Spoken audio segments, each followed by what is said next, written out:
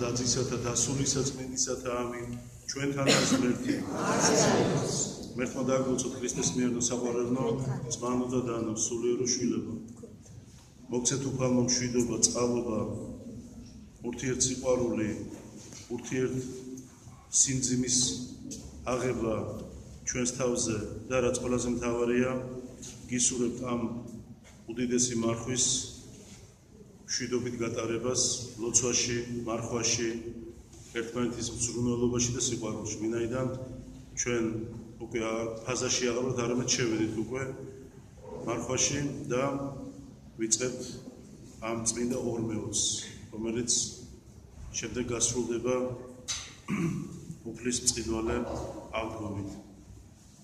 დღეს ასევე დედა ეკლესია გვახსენებს ჩვენ, რომ ეს არის ხსენება, გახსენება ადამის სამოთხიდან გამოდებისა.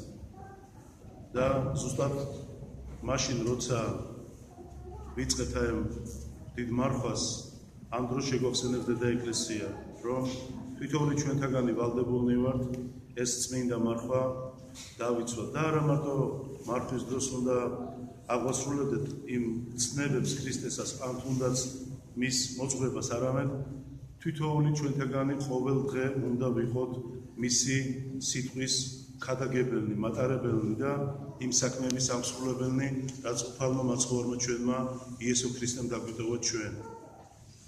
ვიღაცამ შეიძლება იფიქროს, რომ დღეს ხსენება ადამის და ევას სამოთხიდან გამოდევნისა, მაგრამ ეს იყო მთელი მსოფლიოსთვის ტრაგედია, ვინაიდან რომ არა ის პირველი დაცემა ცოდვით, რომ არა ის მოუნანიებელი ცოდვა, რა თქმა უნდა დღეს არ ვიცით როგორ იქნებოდა მდგომარეობა, მაგრამ ადამიანი სხვანაირ ნეტარებაში იქნებოდა. რამდენი ესე ვთქვათ ღვაწლი რაც ადამიანს სჭირდება იმ დაკარგული სამოთხის მოძიება, რომელიც დავკარგე და უნდა ჩვენ ისევ დავბრუნდეთ იმ წიაღში, უფლის წიაღში, რასაც სამოთხე ქვია და სასუფეველი, ამიტომ ადამიანს უწევს გარჯა და აი ამ გარჯაში ბევრი სწორგზაზე დგას, ბევრი გზიდან ესე ვთქვათ გადაცდება, ბევრი ცდომილებაშია, მაგრამ ვინ მივა იმ ადგილამდე სწორად, სწორი ცხოვრებით, ხო ეს უკვე რა თქმა უნდა ჩვენზეა დამოკიდებული, ჩვენ რაოდენი ჭეშმარიტი მართლმადიდებელი, ჭეშმარიტი ამსარებელნი და მაზიარებელნი ვიქნებით. თვითონმა თქვენთაგანმა ალბათ იცის, რომ დატოვა უბრალოდ გამოუშვა, გამოაგდეს ადამი და ევა და სამოთხის ბაღთან დააყენა უფალმა ცეცხლოვანი მახვილით ანგელოზი, რათა უკან არ შეძლებოდათ მათ შესვლა. ბევრი ჩვენთაგანი ფიქრობს, რომ რახან გამოდევნილი იქნენ სამოთხიდან, მხოლოდ ცოდვის გამო იყო ეს. მე მინდა გითხრათ, რომ მარტო ცოდვა არა. მე ხშირად მინახი ადამიანები, რომლებიც მომზადებიან ტაძარში და კითხვას სვავენ, ამ ცოდვის გამო ვისჯები მამაო და მე ვეუბნები მათ, რომ არა. იმიტომ რომ სასჯელი თვითონ ჩვენ მოვიფიქრეთ ჩვენი თავისთვის, ჩვენი დაუდევრობით, ჩვენი უბუნურებით, ჩვენი მოუფიქრებლობით და ყველაზე მთავარი, რაც არის ამ დღევანდელ ქადაგებაში, ეს არის მონანიების გარეშე ყოფნა, სინანულის გარეშე ყოფნა. მე 2 წუთით თქვენ ყურადღებას მივიქცევ და უბრალოდ შეგახსენებ წმინდა წერილიდან, ანუ ბიბლიიდან, თუ როგორ მოხდა ამ პირველი ჩვენი მშობლების გამოდევნა სამოთხიდან. მათ პირველი რომ სჭამეს ის აკრძალული ხის ნაყოფი. მაგრამ მე მინდა ვთქვა, რომ ეს იყო პირველი დადებული მათთვის აკრძალვა, ანუ მარხვა. პირველივე ესე ვთქვათ, უფლის მიერ მიცემული მათთვის, რომ სხვა ყოველი ნაყოფი ხისა შეეძლოთ ეჭამათ, იმიტომ რომ თვითონ იყვნენ ამ ყველაფრის ბატონ პატრონი. მაგრამ ერთი ხე, რომელიც ღმერთმა უთხრა, რომ ცნობადი ეს ხე არ უნდა, ესე ვთქვათ, ხელი არ უნდა ხლებულიყო ეშმაკის ცდუნებით, ანუ შეცდა ევა და შეცდა შემდგომ ადამი. მე უბრალოდ თქვენი ყურადღება მინდა მივაპყრო რას? როცა ღმერთი ბრუნდება სამოთხეში, ეძახის ადამს, სათხარ, მაგრამ ადამი არ ჩანს, არც ევა. ეს ორი ჩვენი წინაპარი, ჩვენი მშობლები დამალულნი არიან და მათ არა მარტო თავიანთი შიშიშვლის ცხენიათ, როცა უკვე მათ აღმოაჩინეს, რომ დაკარგეს ღვთის მადლი, რითიც შემოსილნი იყვნენ ისინი. არამედ მათ აღმოაჩინეს, რომ თურმე არასწორად მოიქცნენ და იმის მაგივრად, რომ ადამს შენდობა ეთქვა ღმერთისთვის და ეთქვა, რომ თავისი მამაკაცური ბუნებიდან გამომდინარე არა ცოლისთვის დაებრალებინა, არამედ თავისი უღირსება ეღიარებინა, მან დაიწყო ბრალდება, რომ შენ რო ქალი მომეცი, იმან მაცდუნა მე. ამიტომ მამაკაცებო, ჩვენთვის არის ყველაზე მთავარი შთაგონებათ, რომ ჩვენ ქალებისთვის ვართ ძლიერი ძალა, საყრდენი, ესე ვთქვათ, კედელი და არა პირიქით ჩვენ უნდა ვეყრდნობოდეთ ქალებს, არამედ ქალები უნდა გვეყრდნობოდნენ ჩვენ. ჩვენ უნდა ვიყოთ მათთვის, როგორც ვთქვათ, ესეთი სიძლიერე, რომ ქალი იყოს ესე ვთქვათ დაცული, რომ ქალი იყოს ბედნიერი. ამიტომაც შეეძლო ადამიანს ქალის გამო, თავისი ცოლის გამო, თუნდაც დაბრალებით არა, არამედ თავის თავზე აეღო ის ბრალდება და ეთქვა, რომ ვსწოდე მე უფალო და შენდობას ვითხოვ. თუმცა არა, იმის მაგივრად მან დაიწყო ყვედრება, მან დაიწყო სხვაზე დაბრალება. და ამიტომაც გამოიდევნა. ამიტომაც მე მინდა თქვენ გითხრათ, რომ თითოეული ჩვენთაგანი, როცა მოვდივართ ეკლესიაში, როცა თითოეული ჩვენთაგანი ვუერთდებით ქრისტეს იმ წმინდა სისხლით და ხორცით, ბევრი ადამიანი ფიქრობს, რომ მხოლოდ ეს არის საკმარისი ცხონებისთვის, ან თუნდაც სასუფეველში მოხვედრისთვის.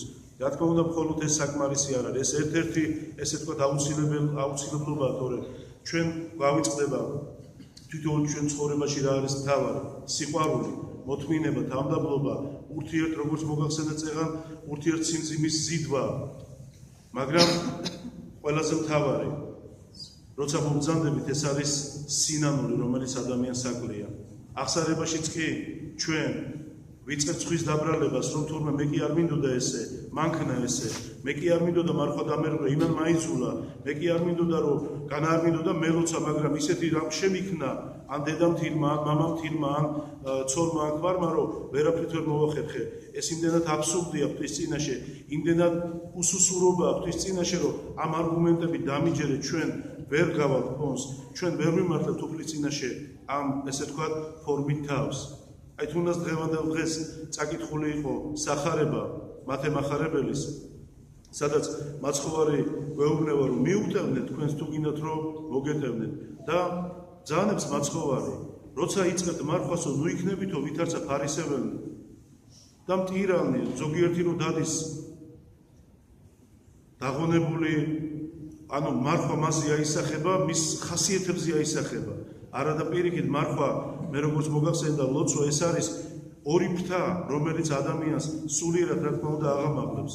როგორც ჩიტი ერთი ფრთით ვერ იფრენს, ისე ადამიანი ან ლოცვის გარეშე, ან მარხვის გარეშე ვერ იქნება სრულყოფილი. ამიტომაც ვალდებულნი ვართ ჩვენ, არა მოგუშული სახეებით, არა ესე ვთქვათ, იმ კალენდრის დღეებით თვლით, როდის გავა, ან როდის დადგება მსგებსი, ან თევზი ვჭამოთ, ანუ ადამიანის გონება მიმართულია კუჭისკენ დღეს და არა ლოცვისკენ, არა მარხვისკენ, არა სიყვარულისკენ, არამედ აი ამ ესე ვთქვათ, მატერიისკენ, რომელიც გადის როგორც მოგახსენეთ კუჭზე. თითოეული ჩვენთაგანი, როცა ეკლესიაში მოვდივართ, იმაზე კი არ უნდა ვიფიქროთ, რომ სახში ეს დაგვრჩა გასაკეთებელი ან ის. ჩვენ ადრეც ვისაუბრებთ ამ თემაზე, რომ როცა ადამიანი შემოაღებს ღვთის სახლის კარს, ის პრობლემები გარეთ უნდა დატოვოს დროებით. ვინაიდან რატომ მოვდივართ უფალთან? მე ხშირად მithქვია და წინაზეც ქონდა მე ამაზე საუბარი, უფალი მიზეზი კი არ უნდა იყოს, არამედ მიზანია უფალი, რომ ვისწრაფოდეთ მისკენ. ზოგი მოდის იმიტომ, რომ სურვილები აღუთქვას, ხატების ქვეშ ყოველ ქვეყანა სურვილებს. ხატების ქვეშ არის დაწერილი სურვილები, თითქოს აქ არ ვიცი, ახლა ლაპლანდია, თოვლის ბაბუაც ხორუმს თუ ვერ გავიგე რა ხდება.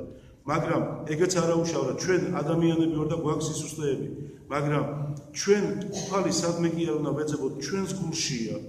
როცა ადამიანის გული სუფთაა, როცა ადამიანი უფალთან საუბრობს, მაშინ რა თქმა უნდა ყველა პრობლემას დაიძლევა და ადამიანი უფრო სხვანაირად იწყებს ცხოვრებას.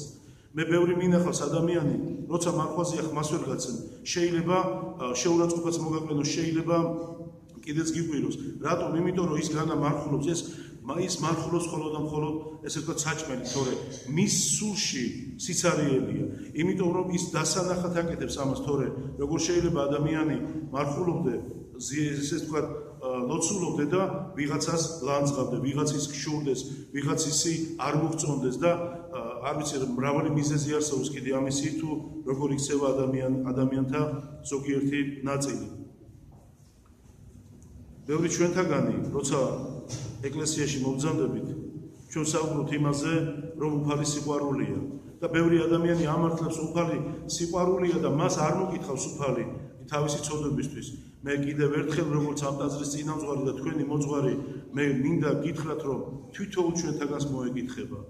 და ზუსტად დღევანდელი დღე იმიტომ არის ნათელი მაგალითი და ეკლესიამ ესე ვთქვათ მოგცა საფიქრებლად თუ რატომ იქნა გამოდევნილი ადამი 60-დან.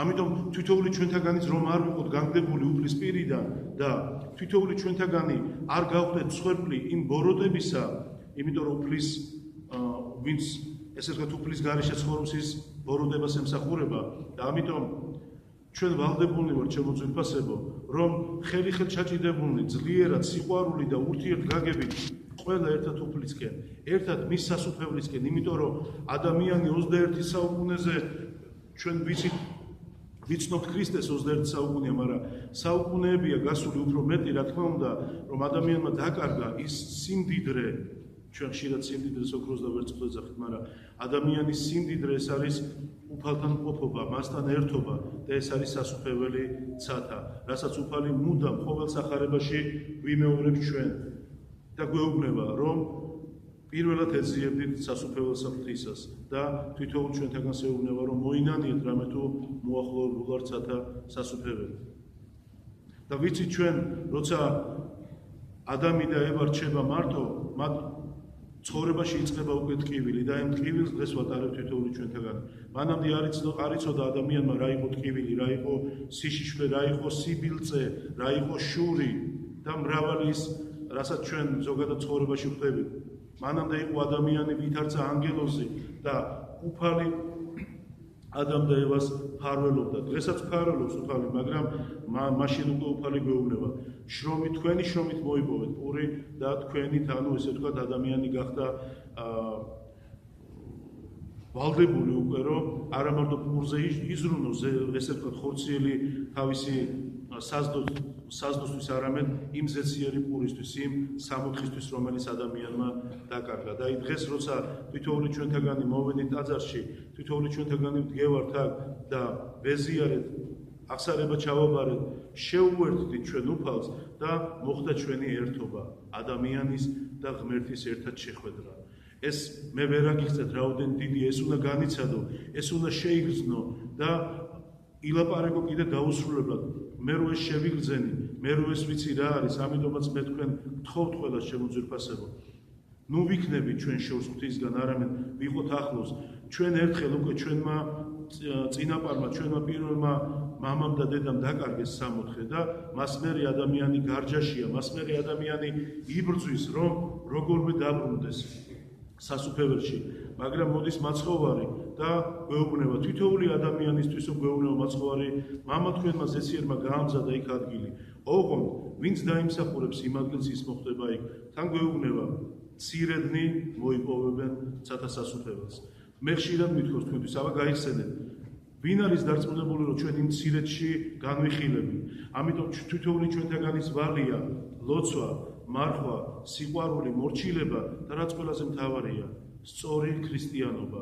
ჩვენ როცა ვინათლები და ჯვარს ვყიდებენ გულზე, ეს იმას არ ნიშნავს, რომ ეს არის მხოლოდ ქრისტიანობა, ეს მხოლოდ საწყისი ნაბიჯებია ქრისტიანობისა. დანარჩენი შემდგომად იწყება, ვიდრე აღსრულებამდე ადამიანისა, ვიდრე ამ ქვეყნიდან გასვლამდე ადამიანისა, იმიტომ რომ თითოეულ ჩვენთაგან სჭირდება, როგორც მოგახსენეთ, სინანული და სწორი ქრისტიანული ცხოვრება. მე უფალს ვთხოვ და ვიმედოვნებ, რომ თითოეული ჩვენთაგანი კი არ ავწნებით უფლის გზას, არამედ თითოეული ჩვენთაგანი ვიდგებით უფლის გზაზე და გახსოვდეთ, ვიწრუა, მაგრამ ჭეშმარიტია და უფალთან მიმყვანებელია. არის გზები, რომლებიც ფართოა, ხინით არის სავსე და ესე ვთქვათ, როსტარებით, მაგრამ ის მიდის ყველა იმ უბედურობისკენ და ეს არის სათავე ყველა იმ ჩვენი უბედურობისა, რაც რასაც ჩვენ მოძღრავენ და გვეუბნებიან, ესე ვთქვათ, ის ადამიანები, რომლებსაც უნდა თუ თითოეული ჩვენთაგანი ააცილონ ღვთის გზას. ღმერთმა დაგლოცოთ, გაგაძლიეროთ და გაგახაროთ ორთავ სოფელსა შინა. ამინ.